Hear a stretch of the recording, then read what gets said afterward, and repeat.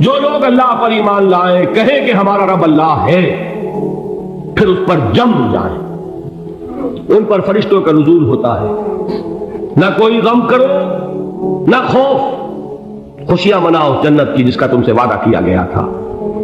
اللہ کی ربوبیت پر اطمینان جب انسان کو ہو جاتا ہے، میرا رب اللہ ہے، ربی اللہ، انسان کے لیے نہ کوئی کھٹکا، نہ کوئی خطرہ، نہ کوئی خوف، نہ کوئی حزن۔ جو کچھ ہو رہا ہے کس کے اذن سے ہو رہا ہے؟ اللہ کے اذن سے۔ اللہ کے اذن کے بغیر پتہ تک نہیں ہلتا۔ یہ کوئی اندھا بہرا مادہ نہیں ہے جس سے مجھے کوئی خوف ہو۔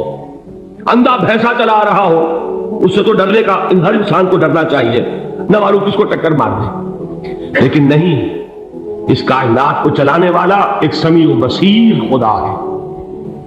وہ جو میرا دوست ہے، میرا ولی ہے، اللہ ولی الذین آمنوا یخرجہم من الظلمات الی النور، اللہ اہل ایمان کا ولی ہے، ساتھی ہے، پشت پناہ ہے، مددگار ہے، حمایتی ہے۔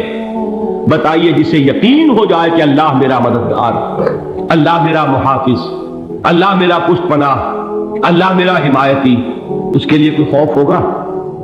اس سے کوئی ڈر ہوگا؟ میں مثال دیا کرتا ہوں ایک بہت سادہ، پنجاب کے دیہات کی۔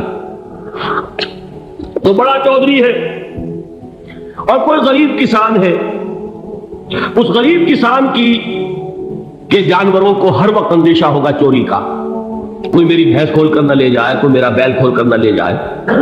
لیکن جس کے بارے میں یہ سب کو معلوم ہو کہ وہ جو بڑا چودھری ہے وہ اس کا دوست ہے، اس کی بچیا کو کوئی خوف ہوگا؟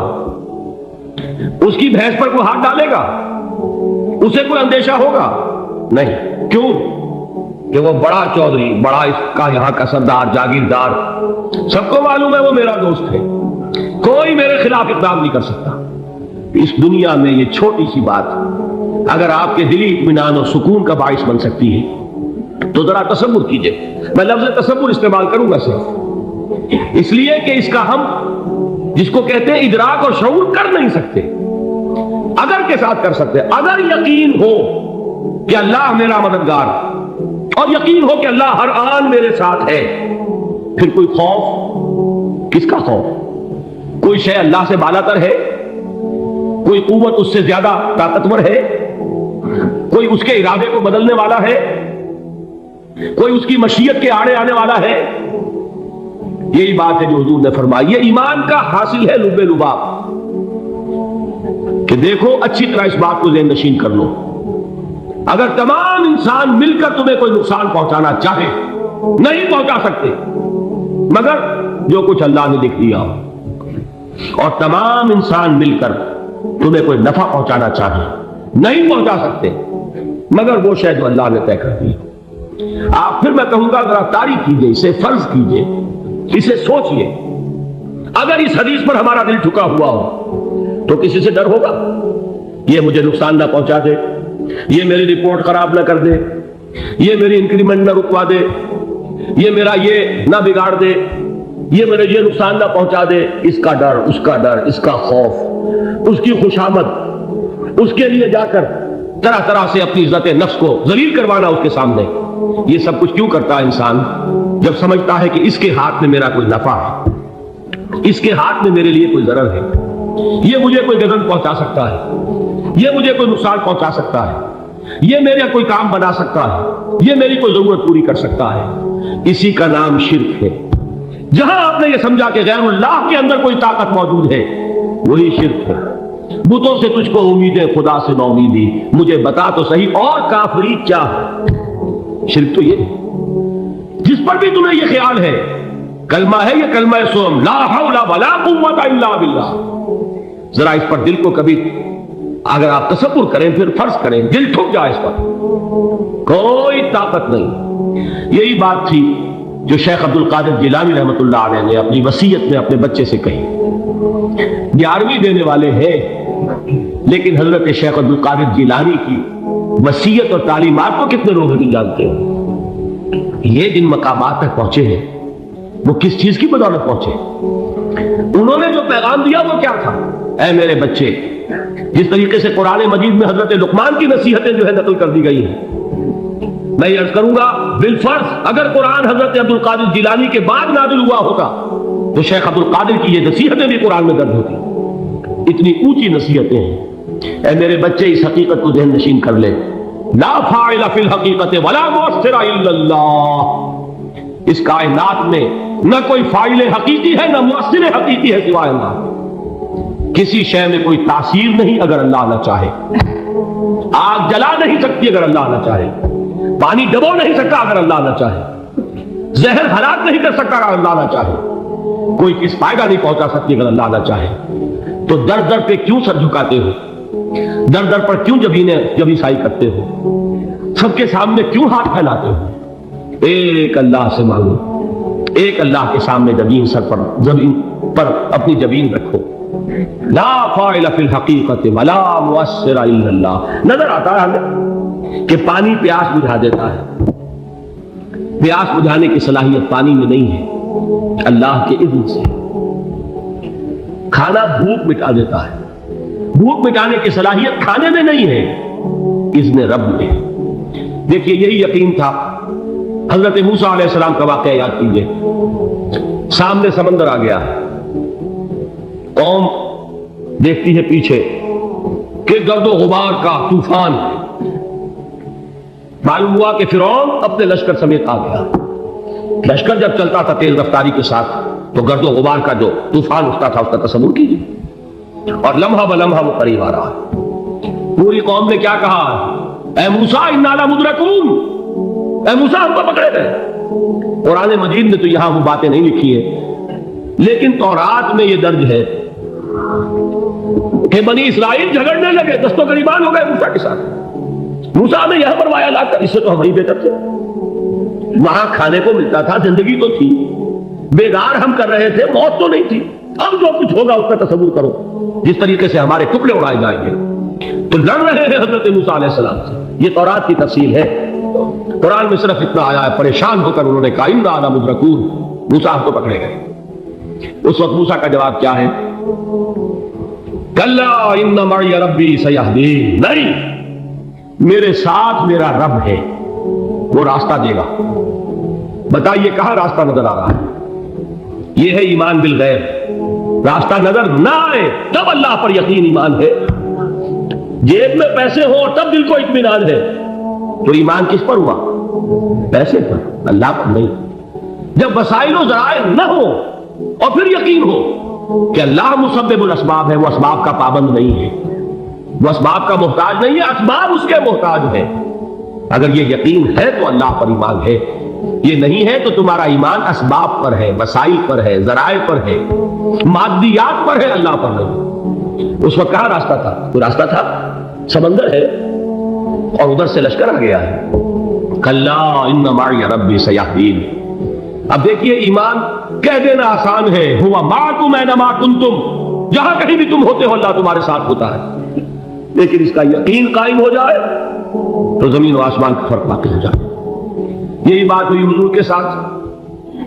غار ہے, چھپے ہوئے ہیں محمد رسول اللہ اور آپ کے وہ یار غار ابو بکر صدیق رضی اللہ تعالی عنہ. اقبال نے حضرت ابو بکر کی شان میں چند اشعار کہیں سے ہو, لیکن واقعہ یہ ہے کہ بھاری بھاری نظموں پر اور قصیدوں پر بھاری, طویل ترین نظمیں اور قصیدے ہوں ان پر بھاری.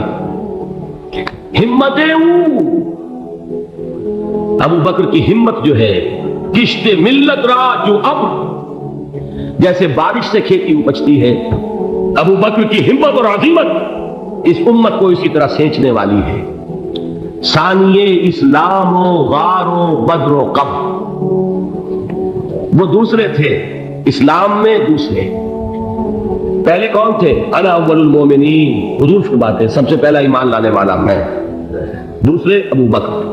ویسے ہمارے ہاں یہ چلتا ہے اختلاف, حضرت علی پہلے ہیں کہ حضرت ابو بکر پہلے ہیں, لیکن اس میں بڑی خوبصورت تطبیق قائم کی ہے علماء نے, اور بہت صحیح ہے. چار کے بارے میں فیصلہ ہی مت کرو کہ کون پہلے. ان کی ایک عجیب تقسیم کر دی ہے. آزاد مردوں میں, بالغ مردوں میں سب سے پہلے ابو بکر, بچوں میں سب سے پہلے علی, خواتین میں سب سے پہلے خدیجہ، اور غلاموں میں سب سے پہلے زید بن حارثہ۔ بڑی پیاری تقسیم ہے، یہ چاروں ہی پہلے ہیں، ہر ایک کے لیے ولیت ہے۔ اور واقعہ یہ ہے کہ اگر زمانی اعتبار سے تعین ہوگا تو پہلے خدیجۃ الکبریٰ آئیں گی رضی اللہ تعالیٰ عنہ۔ کسی اور سے بات کرنے کی نوبت بعد میں آ سکتی ہے، پہلے تو اہلیہ محترمہ سے بات ہوئی، آتے ہی پہلی وحی ہوئی ہے، ابھی تبلیغ کا حکم نہیں تھا۔ کس کو بتایا واقعہ؟ ابھی اپنی نبوت کی تبلیغ کا تو حکم ہی نہیں آیا۔ واقعہ کس کا ہے؟ وہ خدیجہ کا ہے۔ جب کہا ہے کہ خشیت علی نفسی، مجھے اپنی جان کا اندیشہ ہے، تو کیا جواب دیا خدیجہ نے رضی اللہ تعالی عنہا؟ وہ صدیقۃ الکبریٰ ہے۔ صدیقات جو ہے خواتین، ان میں چوٹی پر خدیجۃ الکبریٰ ہے رضی اللہ تعالی عنہ، اور صدیق جو مرد ہیں ان میں صدیق اکبر ہے ابو بکر صدیق رضی اللہ تعالی عنہ۔ لیکن صدیقات میں چوٹی پر جب حضور نے فرمایا خشیت علی نفسی، کیا فرمایا، کیا عرض کیا، کیسے تسلی دی؟ نہیں، اللہ آپ کو ضائع نہیں کرے گا، آپ غریبوں کے ہمدرد ہیں، آپ مساکین کے تکالیف رفع کرنے والے ہیں، آپ بیواؤں کی سرپرستی کرتے ہیں، آپ مسافروں کی خدمت کرتے ہیں، اللہ آپ کو ضائع نہیں کرے گا۔ یہ یقین ہے اس خاتون کے اندر۔ خیر وہ ایک علیحدہ بات ہو جائے گی۔ میرے دل پر حضرت خدیجہ رضی اللہ تعالیٰ عنہ کی شخصیت کا بڑا گہرا نقش ہے، جو وہ کوئی اور ہی وقت اور موقع ہوا تو بیان ہوگا۔ بہرحال اقبال نے ایک مصرے میں جو 4 اولیتیں جمع کر دی ہیں، ہمتیں کشت امت را چو ابر، ثانی اسلام و غار و بدر و قبر۔ اسلام میں حضور کے بعد پہلے کون؟ ابو بکر۔ غار میں حضور کے ساتھ کون؟ ابو بکر۔ بدر کی رات اللہ کا رسول سر بسجود، وہ جھاڑ، وہ گھاس پھوس کی جو جھوپڑی بنائی گئی تھی، اور وہاں تلوار ننگی لے کر پہرا دینے والا کون؟ ابو بکر۔ اور اس حجرہ عائشہ میں محمد کے بعد سب سے پہلے دفن ہونے والا کون؟ ابو بکر رضی اللہ تعالیٰ عنہ صلی اللہ علیہ وسلم۔ وہ جو معاملہ میں سنا رہا تھا غار ثور کا، حضرت ابو بکر بھی حضور کے خیال سے لرز گئے ہیں۔ آپ کو یاد ہوگا کہ جا کر پہلے تمام جتنے سوراخ تھے انہیں بند کیا، ایک سوراخ رہ گیا تھا جس کو بند کرنے کے لیے کوئی کپڑا نہیں تھا، وہاں اپنی ایڑی رکھی ہے، تب کہا ہے حضور سے تشریف لائیے، اور اپنے زانو پر حضور کو لٹایا ہے، اور وہاں کسی موذی جانور نے کاٹا ہے، حضور کی آنکھ لگ گئی تھی، اس وقت اس بل کے اندر جو بھی بچھو ہے کیا ہے اللہ عالم، اس نے کاٹا ہے، اس کی تکلیف کی وجہ سے ابو بکر کی آنکھوں سے آنسو ٹپک گئے، حضور کے چہرے مبارک پر پڑے ہیں، تو حضور جاگے ہیں، معاملہ کیا ہے؟ ایڑی نہیں ہٹائی وہاں سے، مبادا وہ جانور وہاں سے نکل کر محمد الرسول اللہ کو کوئی گردن پہنچا دے، ابو بکر کی ایڑی ہے، جس طرح چاہے کھا لے، ختم کر دے، جان نکل جائے تب کوئی آنچ آئے محمد پر تو آئے، لیکن جیتے جی نہیں۔ وہ ہے ابو بکر۔ حضور کے خیال سے اس وقت حضور نے پھر اپنا لعاب دہن لگایا ہے، اور اس سے پھر آپ کی تکلیف ختم ہوئی۔ جیسے خیبر میں حضرت علی کی آنکھ دکھ رہی تھی، اس کو جو شفا حاصل ہوئی وہ بھی حضور کے لعاب دہن سے ہوئی۔ تو بہرحال اس وقت انہوں نے کہا ہے کہ اے نبی یا رسول اللہ، اگر اس وقت ان میں سے کسی نے غیر ارادی طور پر بھی اپنے قدموں کی طرف جھانک لیا تو پکڑے جائیں۔ کیا جواب تھا اللہ کے رسول کا؟ لا تحزن ان اللہ معنا، اللہ ہمارے ساتھ ہے، کیوں گھبراتے ہو ابو بکر؟ یہ ہے ایمان باللہ، میرا مالک اللہ، میرا رازق اللہ، میرا محافظ اللہ، میرا مددگار اللہ۔